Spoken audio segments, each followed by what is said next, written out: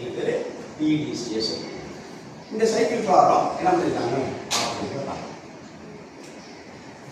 4வது கிளாஸ் 5வது கிளாஸ் 6வது கிளாஸ் இந்த 3 செக்ஷன் போட்டு பிளான் 4வது செக்ஷன் கொடுத்துருக்கிறது 5வது செக்ஷன் கொடுத்துருக்கிறது 6வது செக்ஷன் கொடுத்துருக்க எல்லாமே பிளான்.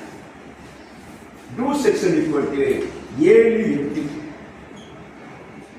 8 equal to 2. 9வது செக்ஷன் ஈக்குவல் டு செக். 10வது செக்ஷன் ஈக்குவல் டு ஆக்ட். 10வது செக்ஷன் ஈக்குவல் டு ஆக்ட். அப்ப பிளானிங் செக்ஷன்ல நீங்க என்னலாம் பண்ணணும்? பிளானிங் செக்ஷன்ல என்ன பண்ணணும்? அப்ப planning section is nothing but documentation oriented class. Documentation oriented. Full and full documentation தான் இருக்கும். Full and full documentation. Next do it is called implementation oriented.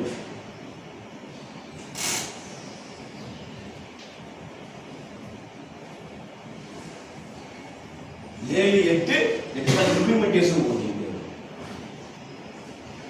Next 9வது section equal to monitoring and measurement oriented. Monitoring and measurement oriented. 10வது section equal to action oriented.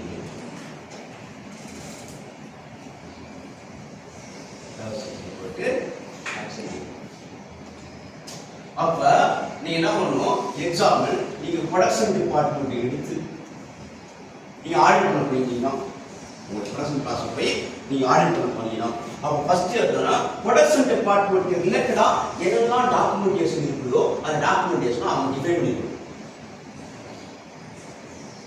Production ரிலேட்டடா எல்லா documentation வேணுமோ அது எல்லாத்தையும் define பண்ணிக்கணும். அவங்களுக்கு தேவையான டாக்குமெண்ட் டிஃபைன் பண்ணிக்கலாம். நீங்க பார்க்கணும் அந்த டிஃபைன் பண்ண டாக்குமெண்ட்னா அவர்கள் இம்ப்ளிமெண்டேஷன் பண்ணிருக்காங்களா அப்படிங்கிற ஆடிட் பார்க்கணும். whether it is implemented effectively effectively implement பண்ணிருக்காங்களா. இம்ப்ளிமெண்ட் பண்ணி முடிச்சதுக்கு அப்புறம் அதை தொடர்ச்சியாக அவர்கள் மானிட்டர் பண்ணிருக்காங்களா, தொடர்ச்சியாக அவர்கள் ஃபாலோ பண்ணிக்கிறாங்களா, மானிட்டர் பண்ணிக்கிறாங்களா, மெஷர் பண்ணிக்கிறாங்களா. அப்ப டெய்லியா வீக்லியா மந்த்லியா குவார்டர்லி ஆஃபர்லி எல்லாம் மானிட்டர் பண்ணிக்கிறாங்க பார்க்கணும். மானிட்டர் பண்ணும் பொழுது சப்போஸ் ஏதாவது நான் கன்ஃபார்மன்ஸ் வந்தால் அதற்கு கண்டினியூ ஆக்ஷன் ரிப்போர்ட் எடுத்துக்கிறாங்களா அப்படிங்கிறத பார்க்கணும். பார்த்ததுக்கு அப்புறம் கண்டினியூ ஆக்ஷன் எடுத்து முடிச்சதுக்கு அப்புறம் திரும்பவும் டாக்குமெண்டேஷன் சேஞ்ச் பண்ணிருக்காங்களா அப்படிங்கிறத நீங்க இன்சூர் பண்ணணும். இதான் ஆடிட். இது தான் நீங்க ஆடிட் பண்ணணும். ஒரு டிபார்ட்மெண்ட்டை போய் ஆடிட் பண்ணணும்னா எந்த டிபார்ட்மெண்ட்டை போய் ஆடிட் பண்ணாலும் ஃபர்ஸ்ட் எடுத்தோம்னா அவங்க டாக்குமெண்டேஷன் டிஃபைன் பண்ணியிருக்காங்களா, அதை இம்ப்ளிமெண்ட் பண்ணியிருக்காங்களா, அதை மானிட்டர் பண்ணுறாங்களா, மானிட்டர் பண்ணும்போது ஏதாவது தவறு ஏற்பட்டால் அல்லது ப்ராப்ளம் இருந்தால் அதற்கு கண்டினியூ போட்டு எடுத்துருக்காங்களா இல்லையா என்பது நீங்கள் பார்க்க வேண்டும். இது ஒரு ஃபோக்கஸ். அடுத்த ஃபோக்கஸ் நான் கன்ஃபார்ம் சைட்டா சார் என் கம்பெனில வந்து இம்ப்ரூவ்மெண்ட் ஏதாவது பண்ணிருக்காங்களா, அந்த இம்ப்ரூவ்மெண்ட்டை கண்டினியூ இம்ப்ரூவ்மெண்டா செக் பண்ணிருக்காங்களா, அந்த கண்டினியூ இம்ப்ரூவ்மெண்ட் பண்ணதுக்கு அப்புறம் செக் பண்ணிருக்காங்களா, இப்படியும் போனாங்க. ஒன்று நான் கன்ஃபார்மன்ஸே இல்லை சார் என் கம்பெனில பக்காவாக பண்றாங்க, இம்ப்ளிமெண்டேஷன் எஃபெக்டிவ் இம்ப்ளிமெண்டேஷனா இருக்காங்க. அப்ப இம்ப்ரூவ்மெண்ட் அப்ப இம்ப்ரூவ்மெண்ட் பண்றாங்களா தீபா சார் என் கம்பெனில வந்து நான் கன்ஃபார்மன்ஸும் கிடையாது இம்ப்ரூவ்மெண்ட்டும் கிடையாதுமா. ஓகே என்ன பண்ணுறீங்க போய் சொல்லுங்க, நீங்க போய் சொல்லுங்க, அதே தான் சொல்லுங்க. அப்போ உங்களுடைய டேட்டா இன்க்ளூட் உண்மையான டேட்டா வரும், ரிலையபிள் டேட்டா வரும். அப்போ ஆடிட்டுக்கான பண்ணுற உண்மையான டேட்டாவாக இருந்தால் தான் ஒன்று நான் கன்ஃபார்மன்ஸ் ஆகிருக்கலாம் அல்லது இம்ப்ரூவ்மெண்ட் ஆகிருக்கலாம். அப்போ your auditing methodology should be like this. இந்த மாதிரி தான் ஆடிட் பண்ணணும். அப்போ இந்த மாதிரி பண்ணுறதுக்கு என்ன பண்ணிக்கணும், 4வது கிளாஸ் என்ன சொல்லிட்டாங்க, 5வது கிளாஸ் என்ன சொல்லிட்டாங்க, 6வது கிளாஸ் என்ன சொல்லிட்டாங்க தெரிஞ்சுக்கணும். தெரியாமல் நீங்கள் ஆடிட் பண்ணணும். அஸ் ஆடிட்டர் என்னென்ன குவாலிஃபிகேஷன் இருக்கணும், எப்படிலாம் வந்து ஆடிட் பண்ணணும், நெக்ஸ்ட் எப்படிலாம் நான் கன்ஃபார்மன்ஸ் ரைஸ் பண்ணணும் அப்படிங்கிறத நீங்கள் டிஸ்கஸ் டுமாரோ. டிஸ்கஸ் டுமாரோ முடிச்சதுக்கு அப்புறம் வந்து most probably second half test இருக்கும். செகண்ட் ஆஃப் டெஸ்ட் இருக்கும். அந்த செகண்ட் ஆஃப் டெஸ்ட் உங்களுடைய கம்பெனியுடைய பேர்,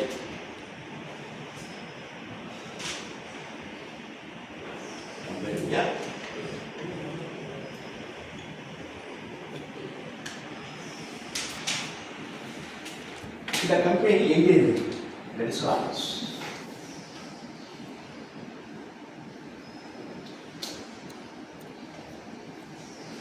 நீங்க என்னென்ன ப்ராடக்ட் பண்றீங்க,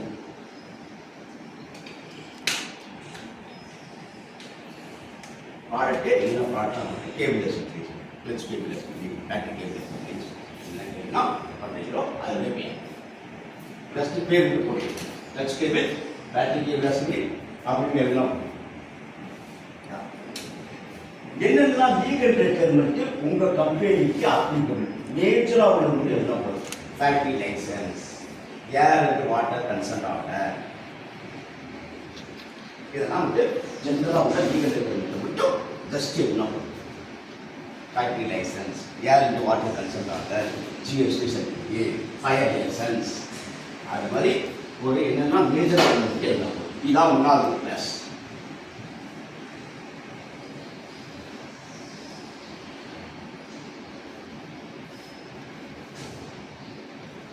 இரண்டாவது class, it is called normative reference.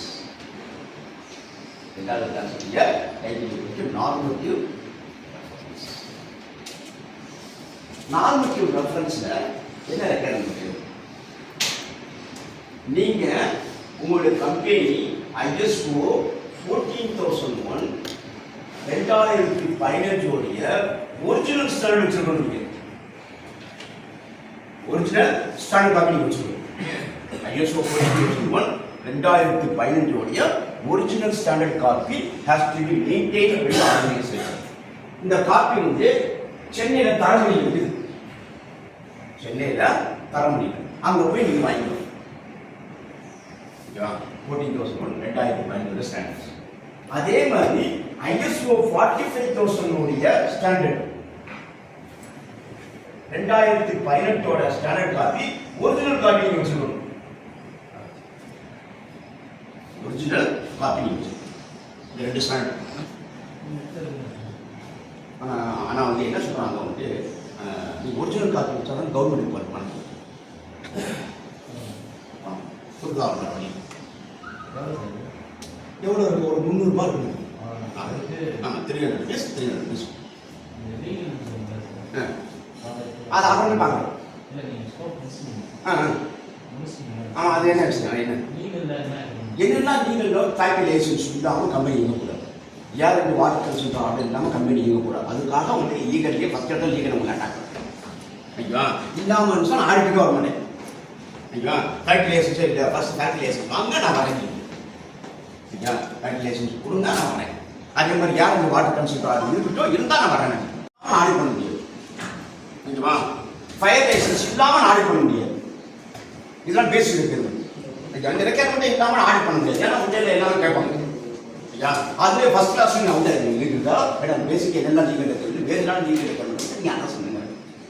ஏன்னா அப்படிதான் உங்களுக்கு ஃபர்ஸ்ட் போவோம்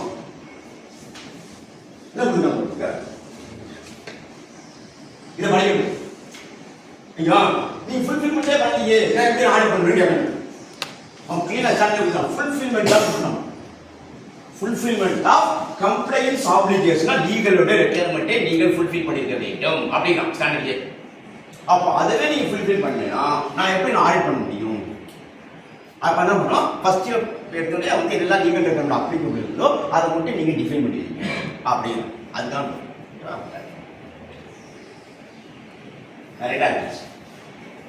அப்போ ISO 14001 நெக்ஸ்ட் வந்து 45 standards.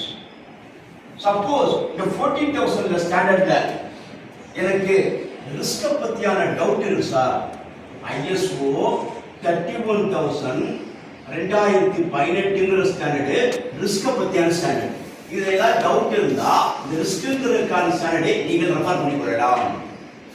Risk management standard risk management ISO 31000 2018. ஐயா இந்த புக்கை வந்து நீங்க ஜெராக்ஸ் எடுக்கலாம். இந்த புக் ஒரிஜினல் புக் வச்சிருக்கணும் அவசியம் கிடையாது. ஐயா இந்த புக்கை நீங்க ஜெராக்ஸ் எடுக்கலாம், நெட்ல டவுன்லோட் பண்ணிக்கலாம். இது ஒரிஜினல் புக் வச்சிருக்கணும் அவசியம் கிடையாது. ISO 31000 2000 ஏன்னா இது கைட்லைன்ஸ். அதே மாதிரி ஆடிட்டிங் எப்படி பண்றது? ISO 19011 2018 இந்த புக் நீங்க ஜெராக்ஸ் எடுக்கலாம். நீங்க ஒரிஜினல் புக் வச்சிருக்கணும் அவசியம் கிடையாது. ஐயா ஜெராக்ஸ் எடுக்கலாம், நெட்ல டவுன்லோட் பண்ணிக்கலாம். ISO 19011 2018 புக் எதுக்குன்னா எப்படி ஆடிட்டிங் பண்றது. அதே மாதிரி 14004 14000 இதெல்லாம் வந்து கைட்லைன்ஸ் தான். இதெல்லாம் வந்து நீங்க வந்து நெட்ல டவுன்லோட் பண்ணிக்கலாம். உங்களுக்கு வேணும்னா டவுட் இருந்தா கிளாரிஃபிகேஷன்னா இதை ரெஃபர் பண்ணி பண்ணலாம். உங்களுக்கு டவுட் இருக்குது கிளாரிஃபிகேஷன் இருக்குன்னா you can refer the standards. அதுதான். மற்றபடி அந்த ரெண்டு புக்கு நீங்க வந்து கண்டிப்பா ஒரிஜினல் புக் வச்சுக்கணும். நெக்ஸ்ட் மூன்றாவது கிளாஸ் டேர்ம்ஸ் அண்ட் டெஃபினிஷன்ஸ். மூன்றாவது கிளாஸ்ல டைட்டில் போயிட்டு terms and definitions. Terms and definition என்ன அப்படிங்கிறத பார்க்கலாம்.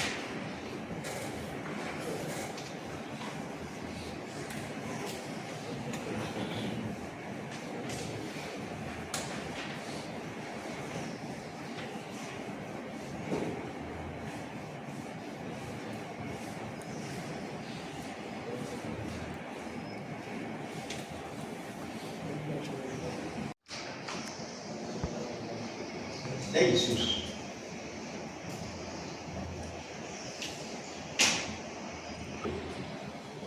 Monitor the issues.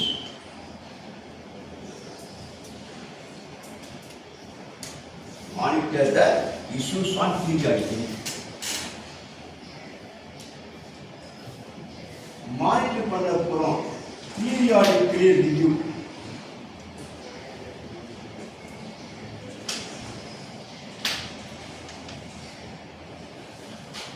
Periodically review. Next, action to be taken if required.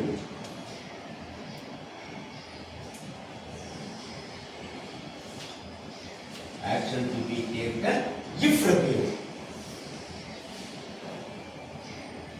Action எடுத்து முடிச்சதுக்கு அப்புறம் improve.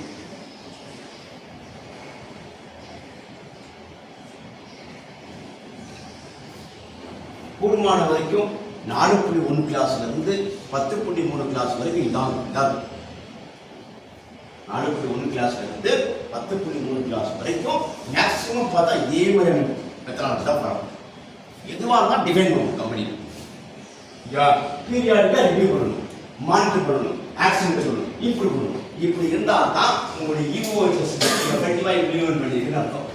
நீங்க என்ன எஃபெக்டிவாக பண்ணியிருக்கோம். டிஃபைனே பண்ணலாம் எல்சி, மானிட்டரே பண்ணலாம் எல்சி, பீரியாடிக்கா ரிவ்யூ பண்ணலாம் எல்சி, ஆக்ஷன் எடுக்கலாம் எல்சி, இம்ப்ரூவ் பண்ணலாம் எல்சி. நான் ஆடிட்டு எதில் வேணா நீங்கள் சொல்லணும். இந்த மாதிரி கான்செப்டை நீங்கள் தெரிஞ்சு வச்சுக்கணும். அஸ் ஆடிட்டர் இருந்தால்தான் நம்மளுக்கு எஃபெக்டிவ் இம்ப்ளிமெண்டேஷனாக இருக்கும். கூடுமான வரைக்கும் நான் எல்லா கிளாஸோட ரெக்யர்மெண்ட்டும் கூடுமான வரைக்கும் 99% தான். 1% சம் ரெக்யர்மெண்ட்டில் சம் சேஞ்சஸ் வர வரலாம். 4.1 4.2 need and expectation of the interested parties. Need and expectation of the interested parties. Interested parties நம்ம கம்பெனியை சார்ந்துள்ளவர்கள், கம்பெனியை சார்ந்துள்ளவர்கள் யார் யாரெல்லாம் ரிசோர்ட் பண்ணிக்கணும். உங்க கம்பெனியில் யார் யாரெல்லாம் சார்ந்துள்ளவர்கள் அவங்க எல்லாத்தையும் ரிசோர்ட் பண்ணணும். Customer, supplier, Tamil employee, management, Caribbean agency etcetera இது என்னென்ன நிறைய வரும். யார் யாருன்னா உங்களுக்கு அப்ளிகபிள் இன்ட்ரெஸ்ட் பார்ட்டிஸ் அவங்க எல்லா ஏரியாவுக்கு அவங்களுடைய நீட் அண்ட் எக்ஸ்பெக்டேஷன் எழுதும். அவங்களுடைய தேவைகள் எதிர்பார்ப்புகள் என்ன. அப்ப இதுவும் அதேதான் define. Need and expectation of the interest பார்ட்டிஸை டிஃபைன் பண்ண வேண்டும். நெக்ஸ்ட் மானிட்டர் பண்ண வேண்டும். பீரியாடிக்கா ரிவ்யூ பண்ண வேண்டும். கரெக்டாக இருக்குதா 3 மாசத்துக்கு ஒரு தடவை ரிவ்யூ பண்ண வேண்டும். நெக்ஸ்ட் ஏதாவது அவங்களோட நீட் அண்ட் எக்ஸ்பெக்டேஷன் ஃபுல்ஃபில் பண்ணலனா ஆக்ஷன் அவங்க கேட்பாங்க. ஆன் டைம் டெலிவரி பண்ணணும்னு சொல்லுவாங்க. கஸ்டமர் டிஃபெக்டிவ் இல்லாத ப்ராடக்ட் கொடுக்கணும்னு சொல்லுவாங்க. டிஃபெக்டிவ் இல்லாத ப்ராடக்ட் கொடுக்கணும். எனக்கு சுகர் இல்லாமல் பண்ணலாம் நெக்ஸ்ட் இம்ப்ரூவ் பண்ணணும். இதுக்கு நம்ம ஆன் டைம் டெலிவரி வந்து ஒன்லி 80% தான் வச்சுனோம். இப்போ வந்து 90% 90% அச்சீவ் பண்ணுறோம், 100% அச்சீவ் பண்ணணும். இதுக்கெல்லாம் ரிஜெக்ஷன் ரேட் வந்து 4% இருந்துச்சு. அது கஸ்டமர் கம்ப்ளைண்ட் எவ்ரி மந்த் இந்த கஸ்டமர் கம்ப்ளைண்ட் இருந்துச்சு. இப்போ வந்து எவ்ரி மந்த் கஸ்டமர் கம்ப்ளைண்ட் இல்லாமல் ஆன் டேட்டாக இருக்கு. 0 கஸ்டமர் கம்ப்ளைண்ட் கேட்குறாங்க. அப்போ tension. What are the needs and expectation? Example, customers.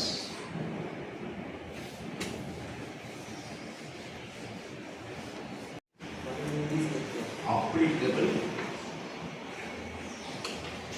legal,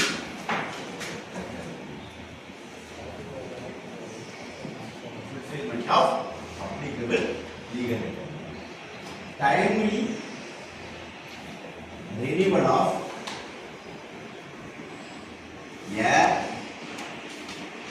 water consent order, timely renewal of air and water consent order.